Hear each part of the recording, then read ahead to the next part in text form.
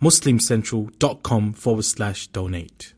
Do all of the people that you've mentioned in the exempted categories have to make up their fast later on? Out of the 13 categories which I mentioned, the first 3 categories, they don't have to make up their fast later on. That is a non-Muslim, that's a person who's a minor, and a person who's insane.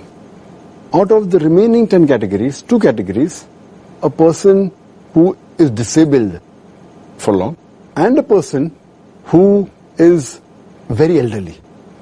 These 2 people also don't have to make up for their fast, but they have to pay a ransom, the feeding of a poor person for every fast they missed.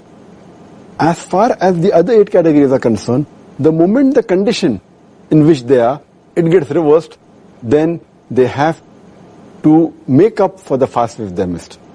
For example, in the 8 categories are, the menstruating lady, moment she finishes the menstruation, then she should make up for a fast as soon as possible, before the next Ramadan. A woman who is in the period of postnatal bleeding, the moment it gets over, she has to fast. If a lady is pregnant, the moment the pregnancy gets over and the postnatal bleeding gets over, then she has to fast.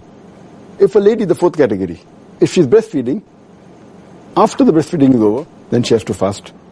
Or a person is sick, the moment he gets healthy, he or she has to fast. Similarly, a person who's traveling, moment he finishes his traveling, he has to fast. And a person who's taking part in jihad, fighting in the cause of Allah subhanahu wa ta'ala, moment the fight gets over, he or she has to fast. Similarly, a person who's in compulsion and is not fasting, the moment the compulsion is removed, he or she has to fast. But naturally, all these have to be